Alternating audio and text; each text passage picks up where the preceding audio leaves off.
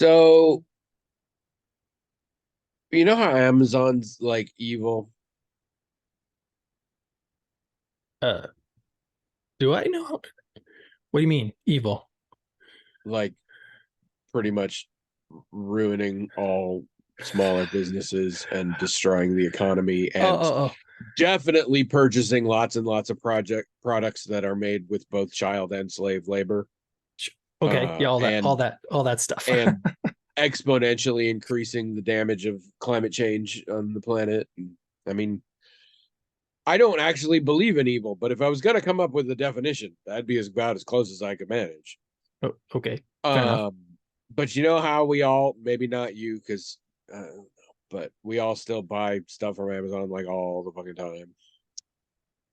Yeah, Amazon's very popular. We get things Yes. from Amazon sometimes. Yeah. I don't know. You, first of all, you're you. And second of all, you balked at the idea that they were evil. So I Well, don't know what you, I don't categorize things that way it's usually, fine. but Nobody cares what you actually think.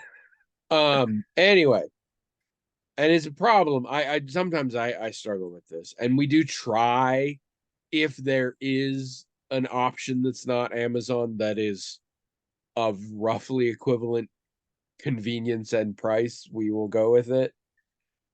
Which is such a low bar and like uh almost never happens, but we try. And but it's hard because they have like everything and usually surprisingly inexpensive. And also, I don't have to go anyplace. And that's really awesome. Well, I feel similar about Walmart, except Walmart is easier for me to avoid because I do have to go there. hmm. And so we very seldom shop at Walmart. We will if it's necessary. We used to back in the day when we could not afford to shop other places. We shopped at Walmart fairly regularly, but nowadays I'm very happy not to. Again, for all the reasons not to do Amazon, and also for some of both the business practices and the family that owns them and all sorts of things. But anyway, so I don't go to Walmart very often, and I'm perfectly happy with that. But I had to go to Walmart today because, as we have done for the last few years, we're doing that thing with a family for United Way where we buy them presents and stuff like that. And commonly with these families, and I can say that now because we've done this a few times, they will ask for a gift card, often for sort of household things. Hmm. And also, we will often get a gift card all when they request things that we think are too specific for us to pick out, like a family wants, shampoo or like some basic hygiene stuff. We're like, I'm not gonna pick that for you. So here's a gift card, you buy your own. And the family we have now specifically asked for a Walmart gift card, Hmm. which again makes sense because you can stretch your money really well there. So I went today to buy that. Um, I don't like going in Walmart also because this is a very giant store and a lot of people. I was there at 9 a.m. on a Monday. The parking lot was like half full. Walmart's busy, man. Hmm. But anyway, I find the gift card. I don't really have to go much. I find the gift card right near the cash register and I go to the cash register and there's somebody in front of me. And so I'm looking at the impulse items and there are a whole lot of interesting flavors of sugarless gum. Hmm. And this is of interest to me because I do regularly buy sugarless, I regularly, periodically buy sugarless gum. I enjoy it. It is a nice, if I want like a sweet thing, but I don't want to actually have something with calories. I was raised on artificial sweeteners, so it's fine for me. And generally speaking, nutritionally, it's fine. Like there's no calories involved, or there's often minimal calories involved. Obviously, no sugar. That's great. I try not to do it all the time because uh, the most common artificial sweetener in chewing gum in larger quantities can act as a laxative. Hmm. And also, even if there's no sugar or anything, there is often a lot of like citric acid and stuff to make the flavor. And chewing gum periodically can be very good for your teeth, but a lot of acid, not as much. So I do it, and then I wait a while or whatever. But anyway, I was very excited about this, and now I'm annoyed because my grocery store does not have these flavors, and I see these really cool commercials, and for all these different flavors. Trident makes like Sour Patch Kid flavored gum and stuff like that, and my supermarket has like none, but Walmart had like all of them. So apparently, I am like the little kid who sees the candy on the way out, except I'm a grown up. And the answer is theoretically now I'm going to have to drive to Walmart to buy gum. I don't know. It's weird. But in the meantime, I got a couple different packages of Sour Patch Kids gum. I see you with your standard William, I don't know how to interface with humans face, which tells me you're uninterested and bored. And I do not blame you, but it's the only cold open I had was to talk about Walmart and their vast array of gum. So Okay. here we are.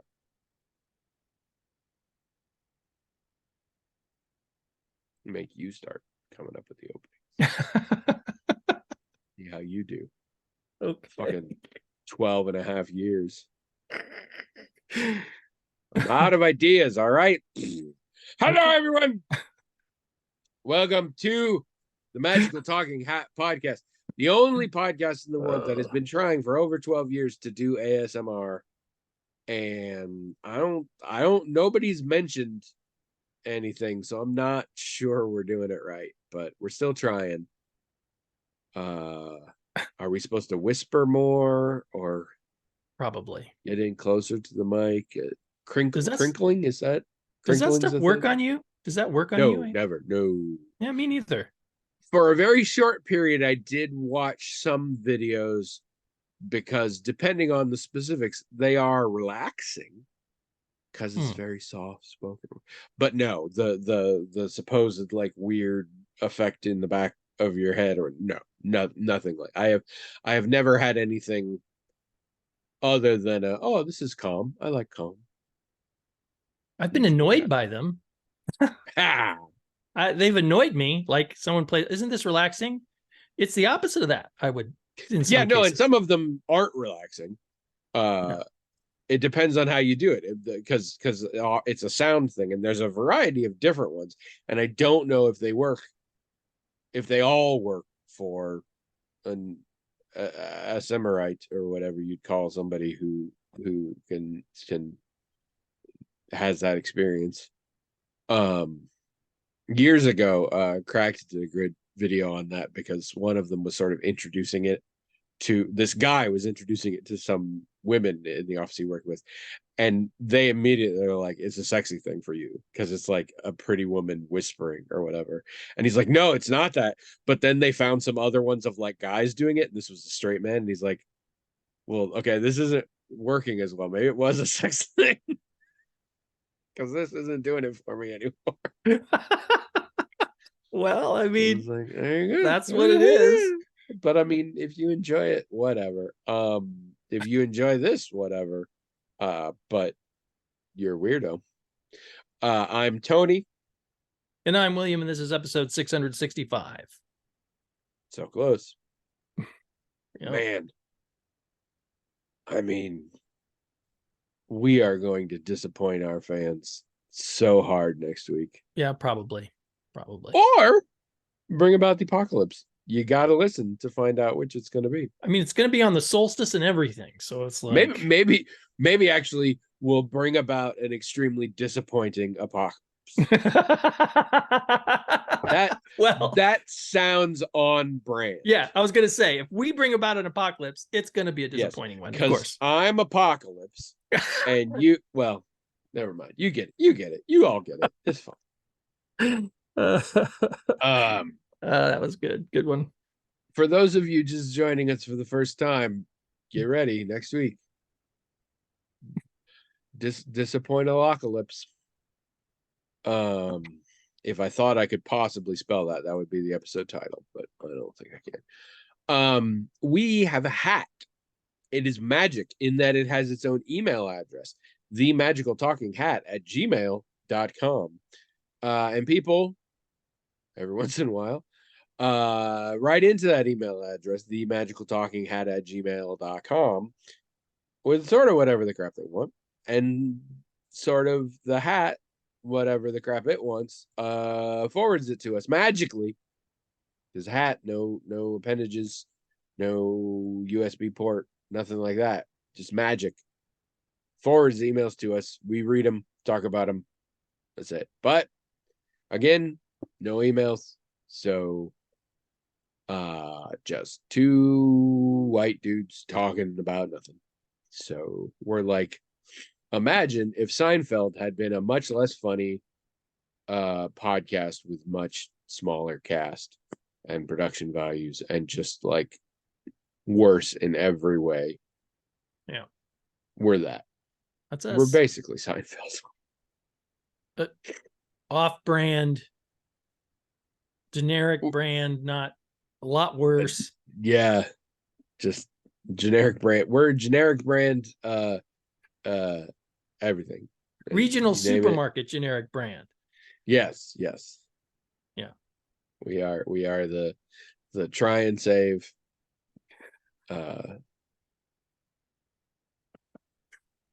We're not like a Trader Joe's brand or I do like some of the house brands are getting really, as I grow older, the house brand names are more intense than they used to be. Like back in the day, it was like Countryside or home cook or whatever, like stuff like or somebody's name. Like Kirkland, which apparently is huge in Decatur, Illinois. They've got like buildings named after Kirkland. I'm like, is that the same one as the Costco brand? Is somebody famous for that? But anyway, but nowadays it's like select choice and stuff. And my favorite, of course, is Hy-Vee's. That's smart! Exclamation point. Mm. And I'm But you like, never see. Do you remember generic brands where it was just a black and white label and like, to keep it cheap, they didn't even invest anything in a label design or a name or anything. Do you remember that? yes, but only like once. Oh. We were at a grocery store that was not, it was still a big grocery store. It just didn't happen to be the chain we went to, except on rare occasions. And we happened to go there, and I remember seeing some stuff that was the white, just with black labeling, generic. But only just one time. Mostly it's all about the house brands. There was also this thing when I was a kid where some supermarkets gave you stamps. Oh, yeah. That you can put in a book. And then there was an actual place you could go to shop and spend these stamps on like toasters and coffee pots and things like that. Yep. Regal, I want to say, or some, I don't know what it was, but yeah, that was a thing. I'm guessing there were a variety of them. Yeah. But it's like, this was a whole, like they had an infrastructure supporting it and everything, right? It wasn't like there was actual physical stores you went to spend these stamps. And I don't, and suddenly it just stopped. I don't know if people weren't doing it anymore or what that was about. I guess it ceased to be profitable or whatever. They found other loyalty programs. Nowadays, it's all about nowadays where it's headed. And I know this because my store is just recently switched over. Is a membership where you get deals if you're a member, and that slowly over time morphs into, if you want to shop here, be a member, and it'll be like going on normal grocery shopping. And if you're not a member, we're going to charge you way too much. And I know this because there's a different chain that does not exist here that I have to shop at every once in a while when I go home to visit my family on the West Coast. And I finally got a membership because I was like, I'm only here once a year, but the prices are so much, like it's like $30 more for my week's grocery shopping if I'm not a member. And Hy-Vee just switched over, and now they have member pricing. And at the moment, it's all a little bit cheaper if you're a member, but I'm like, soon it's gonna be much more. It's just more expensive if you're not. So that's fun. And membership's not free, right? You have to pay a yearly. No, it is free. It's absolutely free. Oh, Well, that then part's fine. Like, what did they get out of you being a member then? Because you're inclined to go there. Oh, I see. Just more inclined to go. Sure. Yeah. Sorry. They don't explicitly say our prices are normal if you're a member and way more expensive if you're not. Yeah. They constantly are like, oh, you're saving money. But like, I know how much things cost and I know how much you're charging. And I'm like, that's not a discount. That's like more money if you're not. Right. And at this point, it is a discount. But at the beginning, you also got a lot of those gas fuel saver cents. And now those are extremely rare. Yeah. Well, like there's a co-op and you do pay for that like on a yearly. Yes. And the co-op has always been honest about it. Yeah. These are our prices. If you're not a member, we tack on like 5% or whatever. Yeah. And that is genuinely this is a surcharge for shopping here when you are not a member of the co-op. Yeah. And I understand that principle. Yeah. And we are members of that. Yeah. We are too. Not that I've shopped there in years, but so how's your week been? Are you done yet? Are you done? This is the last I don't want to say that gerund form of the word practicum that I had in mind. Doesn't sound good. Sorry. Are you done with your practicum? No. This is the last week. There's not really anything to do this week except, go in and, put in the usual hours or whatever. And of course, submit those hours and all that administrative stuff. But all the stuff that would be graded is done. I mean, this stuff has to be. So with the practicum, it's interesting. So, well, it's interesting to me. The classes up until now, you do the stuff that needs to be graded and you're finished. Practicum, there's the stuff you need to do to be graded, and that's all finished. But there's also the administrative stuff you need to do that if you don't do, you won't like get your, they won't approve your grades or finish your course. So you have to do them, but they're not graded. So there's a lot of administrative stuff this quarter that I never had to do before, but it's not, difficult to do. It's all online or whatever. But that has to still be done this week. But otherwise, I don't have to really worry about like reading any chapters or writing any papers or anything. I just have to show up, do my thing, record the hours, and that'll be it. Friday will be the last day. Some people are going to keep working over the 3-week break, because they're at a site and they're practicum and they're going to go right into internship at that site. So it's like, well, I'll just keep working there. I'm not going to do that. I'll be off for the whole 3 weeks. But your internship is going to be at the same place as your practicum, yeah? Yeah, well, there's complications though, because one complication is there's a question about liability insurance, because when you're a therapist, you have to have liability insurance, and I have liability insurance, but I'm paying a student rate, and some people are saying that that means you're not covered while you're not actively enrolled in class. I'm not sure that's actually true. For my insurance company, I'd have to contact them and find out. But if I'm not covered for that 3 weeks, and Capella also, there is a coverage that Capella provides while I'm in class, they wouldn't be covering me that 3 weeks. So I might not have coverage during the 3-week period for liability. Oh, so don't talk to anybody then. Well, it's give no advice. My office doesn't. I mean, they don't care if I don't work the 3 weeks. They're not worried about that. So they're happy to see the back of you. No, they're just not. They understand all the finally. They understand all the complications with all of this. They don't have a problem with it. So, but maybe if I might contact my insurance company and clarify. It's like, so I'm paying a student rate, but my policy is just like everybody, right? I'm getting a break as a student, but that doesn't mean my policy is materially different than anyone else's policy. No. So I might call them and find out. And if they say, oh, no, you're still covered. Well, then maybe I will, go in a few times, but I would not advise that, because I've been thinking about it, and our recording schedule is going to be insane. So I'd rather you keep those 3 weeks open. No, we'll see what happens. But I mean, there's priorities, man. Come on. There's also a holiday there where my wife's off work for like a week and stuff. It's like, there is a thing coming. Why would I? If I can take that week off, why wouldn't I? I want to say, speaking of Seinfeld. So yeah, I probably won't. I'll probably start back up again in January.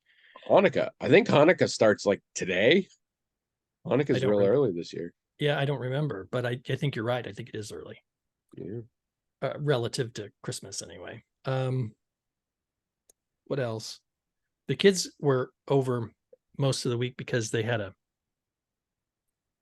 I don't know if I said they had Oh a yeah, the fire in fire. their No, we talked about yeah, they had a fire in their house. So and they they had to get that just off it. yep, they just went back yesterday. They decided it was clean up enough and that, it didn't smell like smoke as much, and the place that had been burned out was painted stuff. So they were able to go back. But that, that was probably the main thing that was going on all week, was just having them, because when they would leave to go work on stuff, we would have the kids. You would just grandpa the hell out of things. Yeah. That was fun. It's always fun to have the grandkids over. So just wait. They'll get older. So how was your week? It was okay. I mean, it's the holidays. Did Macy's poison you? So I don't know. I don't know. I still don't know what that's about. I mean, it seems like all the Macy's commercials are about fragrances, so they might poison. I don't know. Okay. I'm just waiting for you to figure that out because I'm very curious. Why is it? There are exceptions, but by and large, the prestige commercial type, and I mean that in terms of participation of like the actors and also sometimes the directors and things, is all perfume commercials. Why are those the thing? I don't know. Because without fail, those commercials annoy the shit out of me because they are so fucking pretentious and weird sometimes, just and weird, very weird. Yeah, I love the one where Adam Driver turns into a centaur for no reason. Is very odd, but week's been pretty chill. Still playing a fair bit of video games. I've been playing a lot of No Man's Sky, right? I talked about that. I recall you mentioning that, but not recently. I'm back. Well, I'm back to play. I played it years ago, and I got it. It has a gameplay loop like everything. It got old. I got bored, so I moved on to other things. But recently, I decided to go back. For one, it felt very comfortable because it's a very open-ended, do whatever you want thing. You can explore. It's actually one of the best games in my opinion for exploration. But or you can base build, or there are quest lines and things like that. Just lots of stuff you can do. And that felt good. But also, I think we've talked about this before. So for those of you not as familiar, No Man's Sky is a space exploration game. And its big thing was it was procedurally generated. And so it literally had like quintillions of planets. And technically everybody's playing in the same universe, but like the odds of you running into each other are very low because of how big this is and all. And it came out and everybody was like, because like it was very repetitive. You had basically like 4 different kinds of planets and like some different colors of those planets, and a ton of features that they said would be there weren't there, and everybody was like, this is boring as shit. There was sort of no real quest lines or anything, and it was just nothing. And I didn't play. But then a couple years go by and people are like, the creators keep putting more stuff in, and none of it's paid. It's all included with the game. And they're adding in more stuff all the time, and they're adding in things that sort of give you a quest line or a few different quest lines if like you need some sort of direction, which I think a lot of us do. And so I played it and I really enjoyed it. And it was very vague in places and things, but I had a really good time with it. Anyway, I haven't played for a few years. They're still doing this. They're still adding things in. And so I was like, I'll try it again. Man, there's a lot of additional things you can do. There's also a lot of sort of quality of life improvements. Spaceship fighting was something I kind of got into, but I wasn't very good at it because it's sort of hard to, like, you're all flying around and it's hard to like keep track of them, but I got pretty good at the time. I recently found out now it's set up so if I hold down one button, I automatically follow whoever I'm targeted, and now it's way easier. But the worlds are so much more unique and detailed than they used to be, and involved, and I find myself playing a lot of it, and I really just am into the exploration part. Like, just finding these different worlds, and I found this weird world that most of the plant life looked very mushroomy, and then I was on the planet long enough that night happened and there was bioluminescence all over, and in fact the grass had these waves of bioluminescence. It was amazing. I went to a planet recently, not for very long because it was mostly just water, but it had like little islands you could, so I landed on one of those, and as soon as I land on it and get out of my ship, the most giant worm-like thing, bigger than my ship, let alone me, just jumps over the top, scared the shit out of me, jumped in the water, and then I just sort of watched it go off in the distance. And I really think your wife would love this game. Probably, yeah. I mean, she played it back when it first came out. She kind of liked it then, but it sounds like it's a lot she has now. played it. Okay. Yeah, they've done a ton of stuff since then. They've done a ton of there are a lot of quest lines, and they've also found ways to make it more friendly for multiplayer. But the base building has become huge, and the planets have become so much more diverse. So I really think she might want to, and I started over, which I think was a good idea too. Yeah. Yeah. Maybe she should and lots of stuff I don't even know about yet. Every space station, well, not every, but several space stations have these like shady black market dealers, and I don't know anything about them yet because like I don't have anything to sell to them, but it's like a thing. And it's really fascinating. And also I think insofar as the actual plot of the game, because I did beat the game last time, and there is sort of a realization of there's a twist, for lack of a better term, to it, and it's very interesting playing the game again, sort of knowing what's going on in a way. That lends it an interesting sort of depth to it. But yeah, I've been having a lot of fun with that. Also playing a little bit of Circus Electrique, which I think I talked about before. That's still fun. I tried playing it on just the small screen. It's really hard. I'm not a mobile guy, I think, because the screen is too small. It's hard to work with. But yeah. Let's see. I need to be slower because we are gonna run out of stuff to talk about. Because we don't got no email. We finished season 3 of The Witcher. Oh. Huh. I forgot that we were watching that. Yeah, when did you stop? I don't remember. I'm sure we didn't watch the whole season. I'm sure we didn't. But I don't know. I am extremely excited to be done. I do not intend to come back to The Witcher in book or TV form. And I'm relieved. Would you play a video game if they came out with a video game? Or I don't know. I suspect not, but I don't actually know. But this is a fun thing.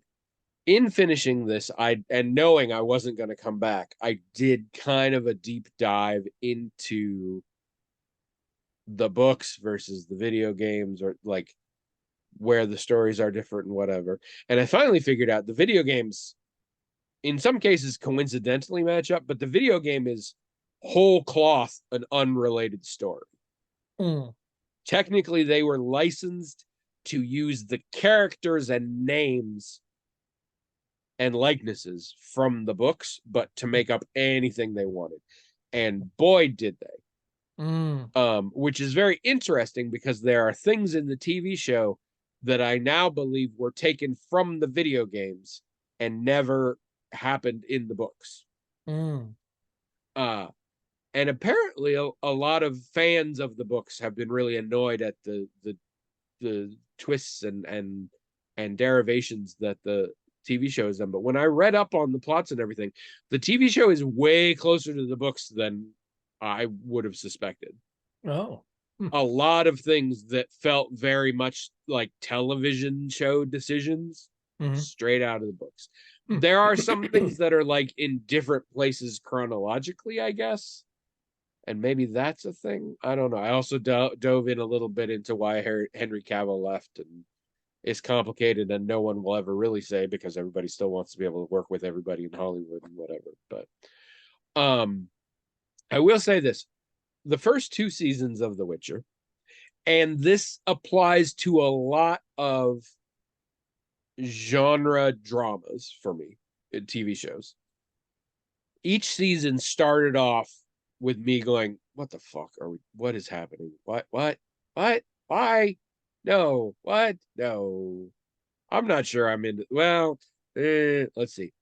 And then by the end of the season, last few episodes, I kind of had a sense of what was going on and actually cared about what was going on and wanted to see them, which is how I get fooled by a lot of these TV shows, because I start every season going, wow, this show sucks now.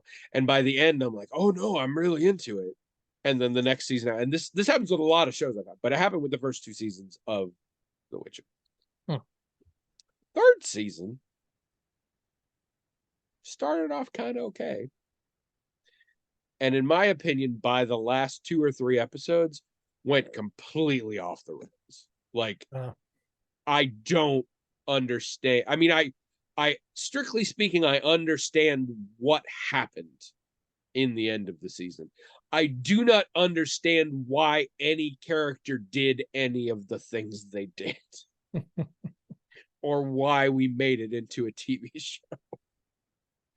So I am just jazzed to be out of it.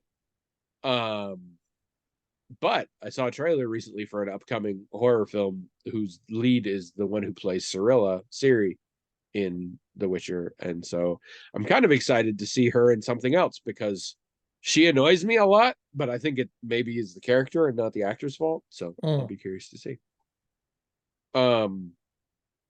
But from the ridiculous to the sublime, we finished the first season of a different show that I want to highly recommend. I have mentioned it in passing. It is on Max, and it is called Somebody Somewhere. And it is a show primarily starring Bridget Everett, who is a comedic actor and singer that I have sort of been a fan of over the years. She shows up in sort of smaller things in various movies and stuff, but I've always liked her. And this was a thing created by her, and a couple other of the major actors in this sort of seem to have made this. And it is basically a comedy set in specifically Manhattan, Kansas, which is the town where Kansas State University is. And she moved back to care for someone with a terminal illness. This is her hometown. And she moved back a year or so ago. And the story starts a few months after that person has died. And she is sort of trying to find herself, as it were. And she ends up reconnecting with someone she vaguely knew in high school. And it's just a sort of comedy based around that. They're short episodes, they're little half-hour episodes. It's really good. It's quite funny, but it's also really, really good. The characters, there are some characters that seem like they are sort of one-dimensional in a lot of way. As it goes on, they have tremendous depth. It plays with, there's a lot of LGBTQ stuff going on. Looking at some of the things of, being queer in a town of that size and disposition. And it's just really funny.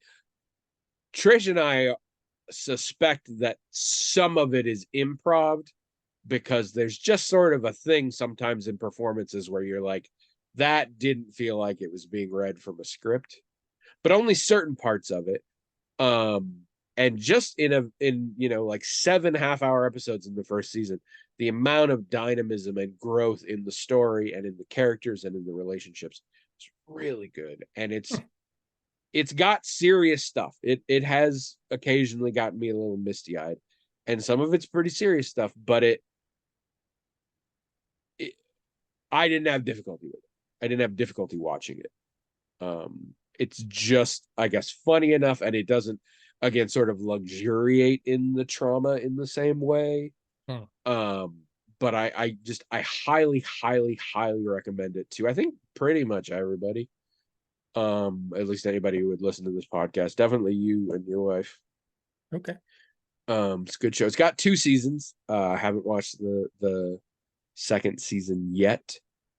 But really good. Yeah. So I like that. Good.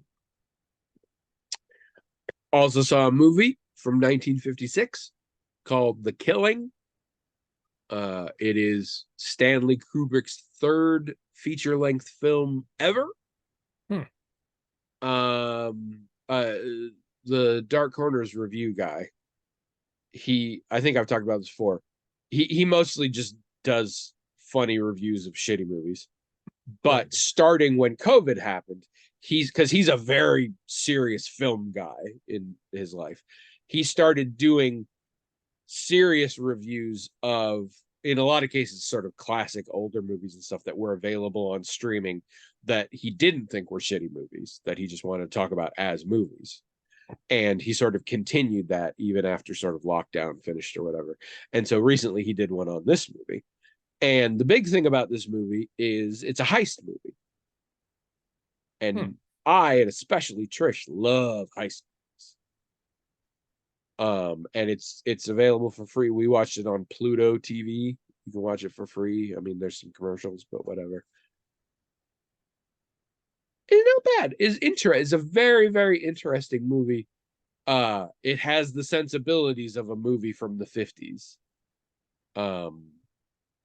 And it's a very interesting plot. I don't know that it's solid dialogue, or I don't know. Some of the film craft is very striking and interesting.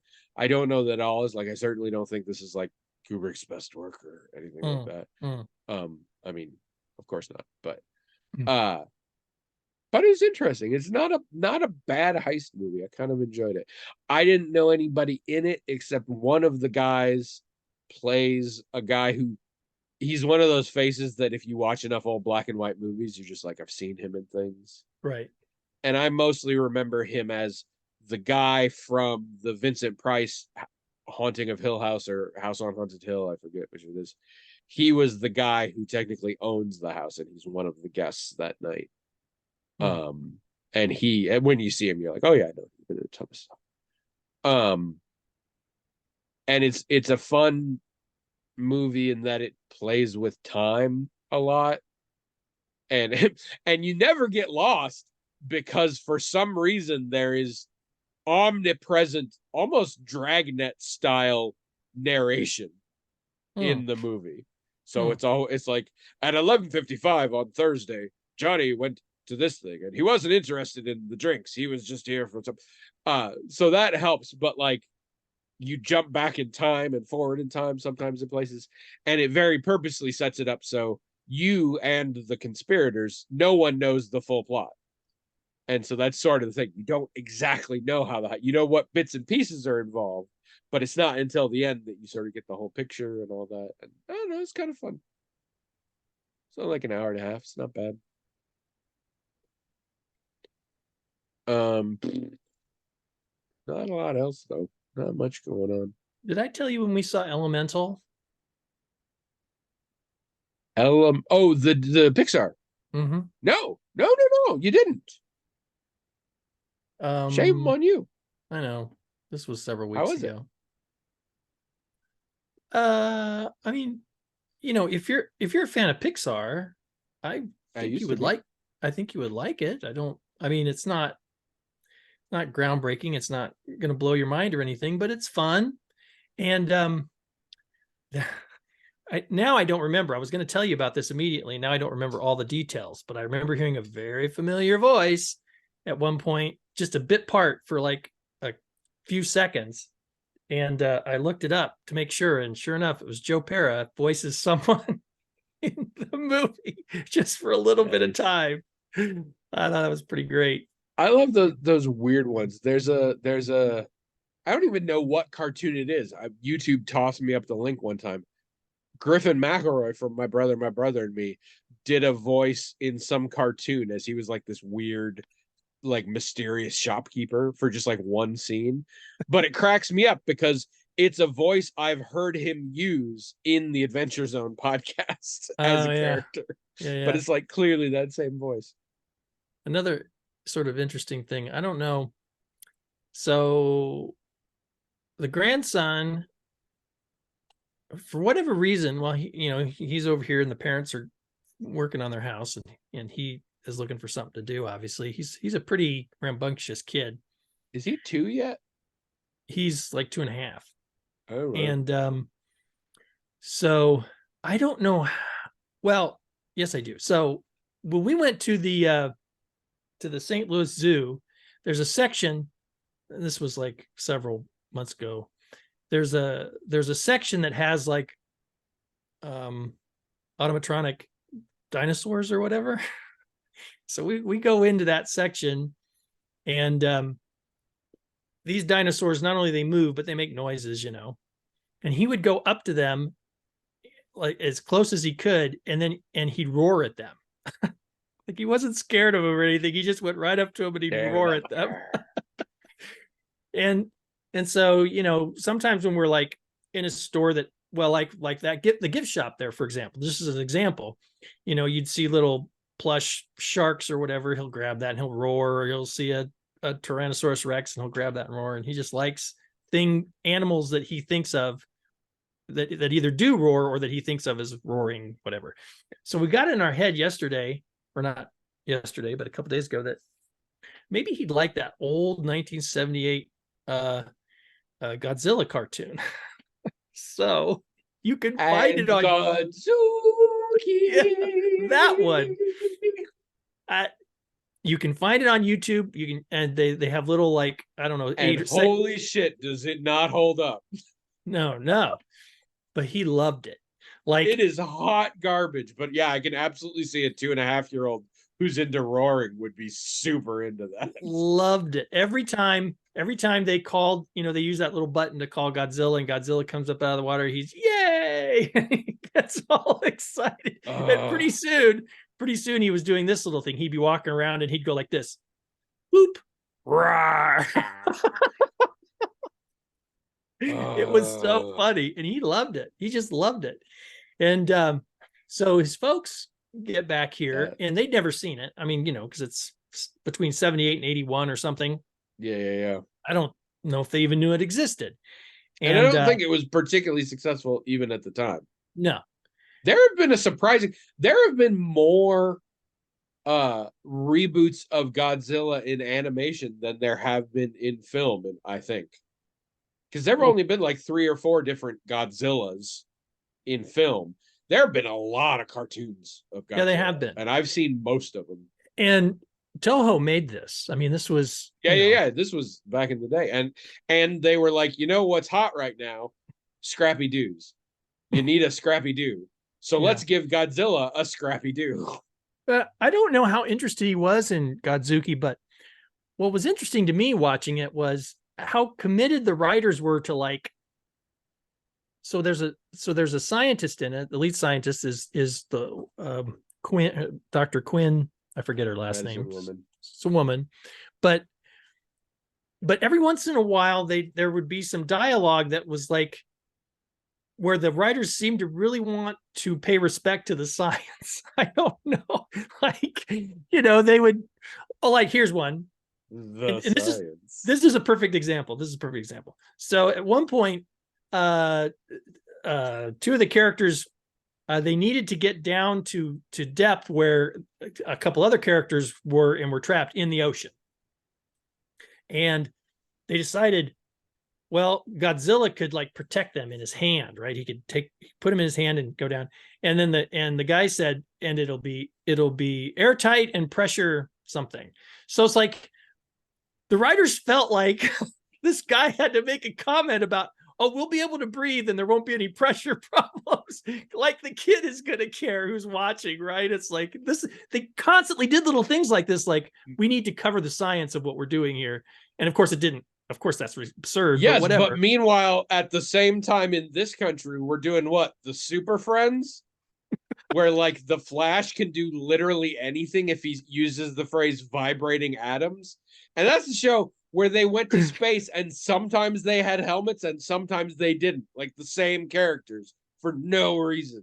Coincidentally, so the woman, at least Godzilla was trying. Yeah. And the woman who voices that scientist also voiced Wonder Woman in Super Friends. But no, that's not what you say.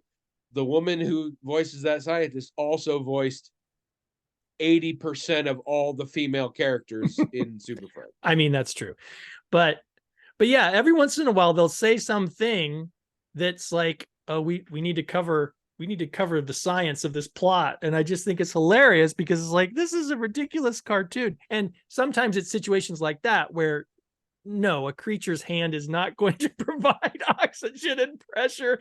And also, there were other things they didn't cover, but that's what made it so funny was that, oh, well, we can't do that because, and then they would have some scientific explanation, sometimes accurate. And you were like, wow, why did they pay so much attention to that detail? This is like me and Ant-Man. I'm like, if you insist on trying to make it scientific, it's just going to highlight how crazy bad silly you are at this. Yeah, how silly everything else is. Oh, it was really funny. I was actually just watching a thing about the House series of horror movies starring William Katt. The third one has evil serial killer who's killed in the electric chair and he comes back to haunt people, and it's very much like a ripoff of Freddy Krueger, sort of. But they have this whole thing in it about how if you die traumatically enough, you come back as a powerful spirit. And the only reason he could do it and others didn't is because he had an electric chair at home that he would use, and he was essentially building up a tolerance to being electrocuted. And the guy who's making the video is like, why are you doing this? Just say he's a ghost. Like, we're all fine with that. Like, why did you have to? You could have just, he died and he was evil and he's a ghost now and he has ghost powers and he can do all. But no, we had to have the scientific explanation for our ghost. You just made it bad by trying to explain it. There's a lot of like Star Trek kind of ruined it for everybody, because I feel like Star Trek really found the sweet spot of technobabble. Star Trek just found the place where it's like, I don't believe this is real, but it feels like it has an internal logic that I can stick with. And on Star Trek, you can say just about anything, and I never say at the TV, well, that doesn't make sense. Dilithium crystals don't do that. But everybody else is so bad at it. And I'm constantly just like, but you said, then why would, and also, what? No. Yeah, I just thought it was so funny that, because there were lots of little, like, things that didn't have anything to do with the plot, where they would just, they'd just be talking about general things on the way to get to somewhere or on the way, and some scientific thing. And you're like, well, that's kind of interesting. But why is this in here? This is an absurd cartoon. You don't have to work so hard. They wanted kids to stay in school and study science. Did you, weird. When you were younger, did you have a phase where you wanted to be a marine biologist? No.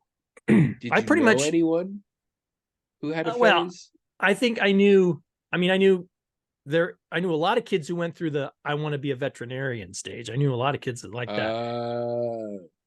Or a paleontologist, because they liked, Paleontology is a big one because dinosaurs kick ass. Yeah. But I think I did know some people. I wanted to be one thing until I was 16, and that was a medical doctor. There wasn't anything else. And then after 16, I still wanted to be some kind of a, well, I mean, a lot like what I'm doing now. So I've been no unsuccessful podcaster.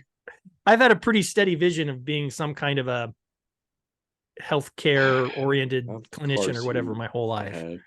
You wore a lot of neckties when you were like 2, didn't you? I'm getting that vibe. Clip-ons, yeah. That you chose. I might have. I don't know. I liked them.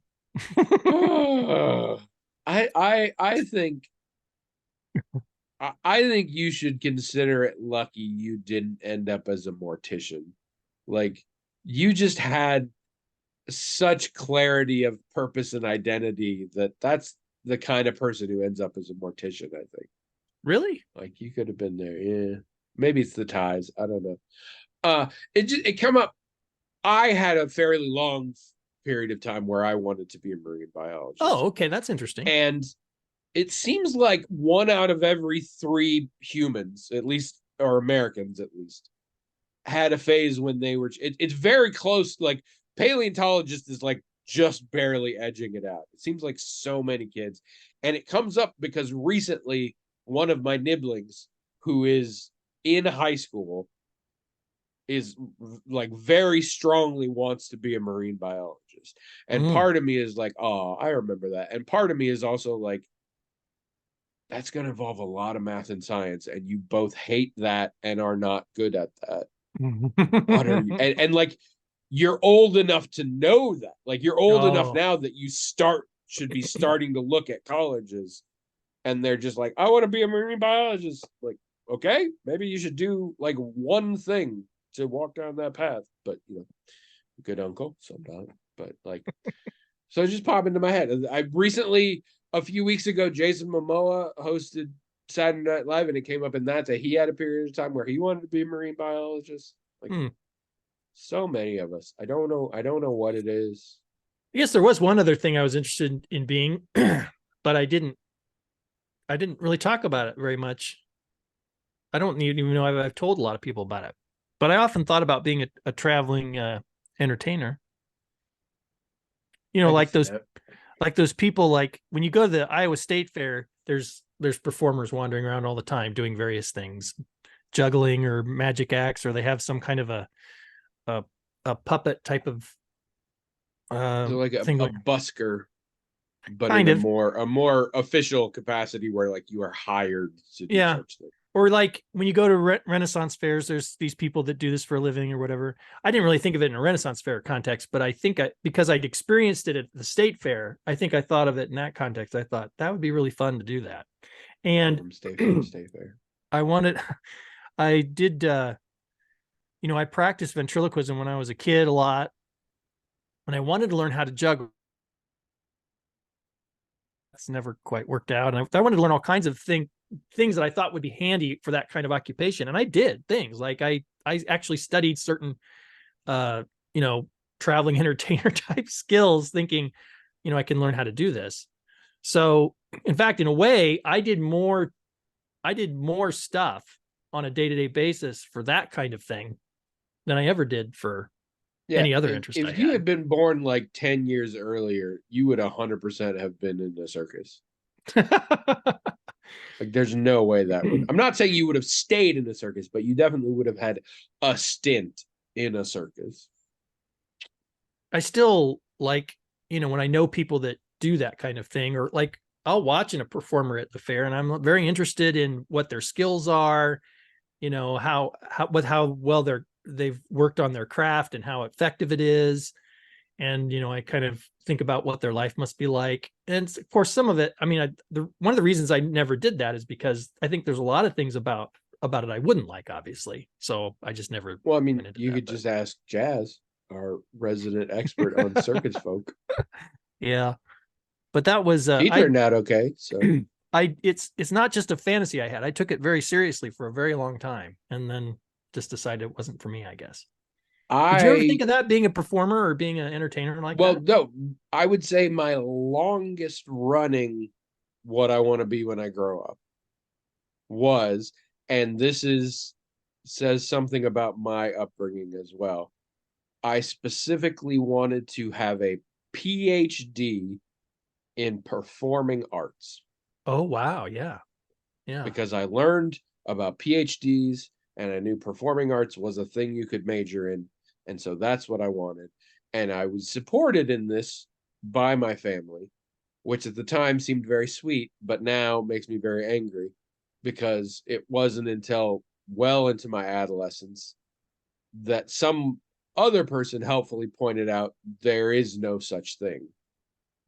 The terminal degree in performing arts is not like there is no PhD in performing arts.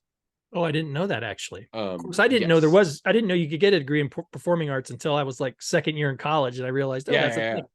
But I didn't know there were no advanced. Yeah, and I mean, I did theater from a young age, back and forth at times, and I was at any given time I was involved in something musical. Okay, but who teaches people grade on? Who teaches people who are getting undergraduate degrees in that then?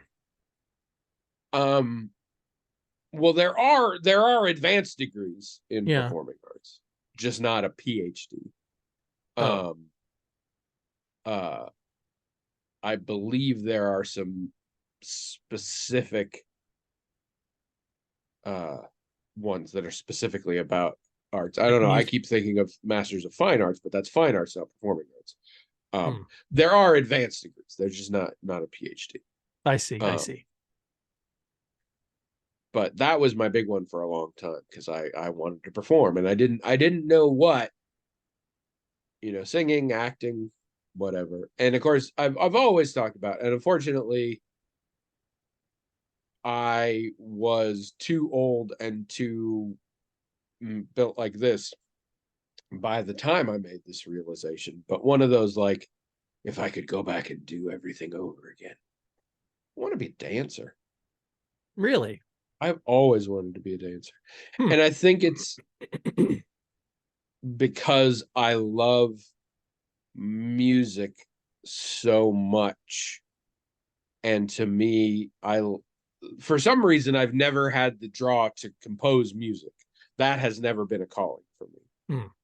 But the idea to be able to move physically in a way that expresses my feeling about music always seemed amazing to me. Interesting. See, I'm as I got older, I also realized, like, as with so many things, it's not nearly as fun as it looks when they're doing it. Like, there's a lot of physical effort and a lot of technical effort. As the same with music, like, having done a lot of musical performance, I know you cannot get lost in the moment quite the same way I can if I'm just listening to music. Right. Because you got shit to do. Yeah. And dancing is often the same sort of thing. See, I'm the opposite. I've never had an interest in dance at all, but I've had an interest in composition for a long time. I mean, even when I was little. And I still have the software on here that I got to play around with composing music. I feel like I should be composing music. I feel like, given my temperament, given my interests, given my abilities, it makes sense that's what I should be doing. Not necessarily professional, but as a hobby. Even more so than writing, I think. And I just haven't ever gotten around to it. But what about stand-up? Did you ever, is that something you just... Oh, yes. But not, it was also never a calling, except in that I wanted to make people laugh. Is because everybody said you should be a stand-up because you're so funny, which is what everybody says to the funniest person in their family. I never really got the pull for stand-up, and this is gonna sound funny, but I mean it quite seriously. I didn't have enough trauma I didn't have enough issues. That there is a weird sort of mania that seems to be attached to every stand-up. There's this very specific hole that is being filled by stand-up. Because also becoming a stand-up takes a long time and is a very shitty experience. And every stand-up that did it is like, because when it's good, it's so good. in those rare moments. And so you're constantly searching for that. And I just never had that. My need for external validation was never that intense. And so I was comfortable just being the person people in my social group laugh at. But when I hear stand-up comedians talk about how they think and how they approach life, like, Seinfeld one time was being interviewed and he was saying, I'm constantly, every experience I have, I'm constantly thinking, how is this a bit? How can this be funny? Yeah. So, and you do that. And so it's like, I do. It's like you think like a comedian, I guess, but someone who does it professionally. The thing that comedians say more often than that is, I'm just up here on stage because I have a desperate need for you all to like me. Yeah, that's true. That's true. Seinfeld maybe doesn't say it. Seinfeld's an unusual comedian in many ways, and also so out of touch at this point, I don't know that I still consider him, but whatever. Oh, speaking of, though, I did leave out a huge thing from this last weekend. Oh. Or not this last, but this last week, last Thursday, actually. We went to the Hampshire Auditorium and saw 3 stand-up comedians. Oh. And it was the first time we'd been back to Hampshire since the flood, when it got wiped out and torn down and rebuilt. That was a long time ago. It's snazzy now. I mean, it was always pretty snazzy, but it's real snazzy now. Nice.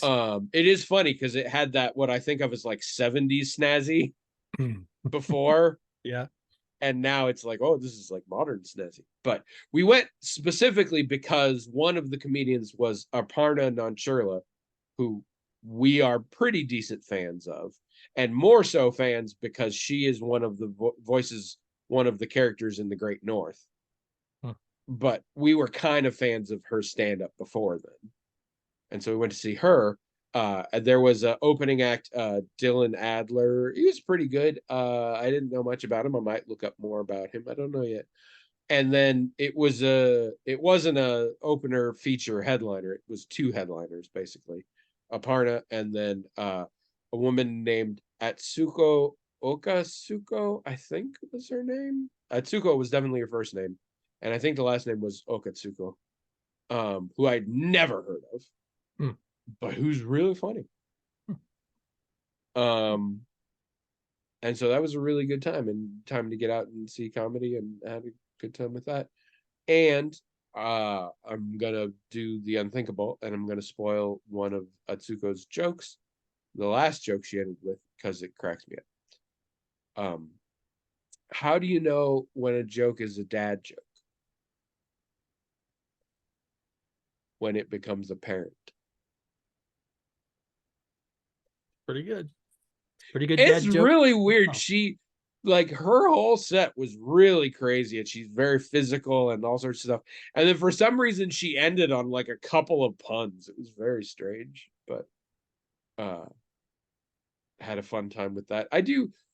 For those of you who aren't around here, we are in a very lucky position in Iowa City. We are a university town, and we have some big auditoriums, and we have a good cultural scene. And we are right between several large cities. So we are 3 to 5 hours away from St. Louis, Minneapolis, Chicago. And you can, if you throw in things like Des Moines and Madison, Wisconsin, stuff like that, these are all within a few hours of here. And so it is quite common that big name performers are like Saturday night here and Saturday night in Chicago, and then next Saturday's in St. Louis or whatever. And so in between, they do 1 or 2 nights here, just as they're passing through. And so we've gotten to see quite a few big names that way, especially in comedy. And we're doing it again. I am super excited because I told Trish about this, and she went to go get the tickets, and she saw what was coming at Hampshire. And first of all, in March, we're going to see a production of Into the Woods. So I'm excited about that. But in February, nice. In February, we are seeing Roy Wood Jr., who is arguably my favorite stand-up performing today. Roy Wood Jr., most people, if they did know him, would know him. He has been a Daily Show correspondent for quite a long time. But I find he's hilarious, but also he does such a great job of being very, very outspoken in terms of social issues and social justice, while still being extremely hilarious. And I love that. And for a long time, I've been like, I need to find one of his specials or something. And I think he does them through Comedy Central, which is too bad. It's harder to find. If they do them through HBO, it's just on Max. And if they do them through Netflix, it's on Netflix. If they do them through Comedy Central, I don't get Comedy Central. So, because I don't get TV channels. So missed out a lot. But yeah, he's touring and he's coming through, and I'm very excited to see him. So that's going to be awesome. Cool. Well, this was a hodgepodge of bullshit. So if you want to stop this from happening, and trust me, you do, write in themagicaltalkinghat@gmail.com. You could even write in, just for example, and say, hey, William and Tony, gave my kid to Krampus for the holidays. Here's a nice picture of my kid getting in the sack to be taken away by Krampus, presumably to be punished and or eaten. And we could talk about that for a while. Yeah. Talk about that. You could even add in a little bit to say, and I changed my Facebook profile picture to reflect this image, so maybe you'll see it sometime. You could say that. To come up with a complete hypothetical, you could say that. Speaking of which, as you're telling, how old is your kid now? Because in that picture, she looks like she's like, is she a teenager? Because I'm not okay with that. It is too soon for her to be a teenager. She was 4 last time I checked. But she looks older in that picture. I don't like that. So yeah, write in themagicaltalkinghat@gmail.com. Also, go to the blog, themagicaltalkinghat.com, or just comment right in the YouTube video. What do you know about circus folk that we don't know, that William needs to know? Do you want to be a marine biologist? Did you want to be a marine biologist? Are you a marine biologist? Do you like Godzuki, and what's wrong with you? And Godzuki, as he falls down like a leaf in the opening credits, he like does this. Yeah. Why? He's still like a 6 foot tall lizard monster. Yeah. Like I would say, as a ratio to the cartoon version, it is very similar to Scooby-Doo and Scrappy-Doo.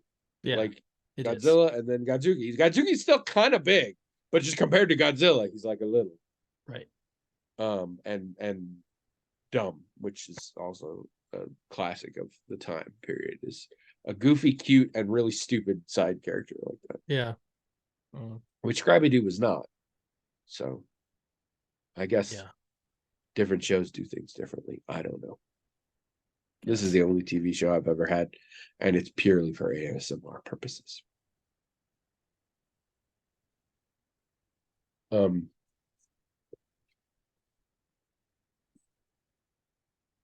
that sound like anything? Can you hear? It's a napkin. It doesn't really crinkle. That's all I got. I don't have any crinkly things. You can whisper though. Right. They whisper, don't they? Yeah, except again, I don't actually know where the mic is.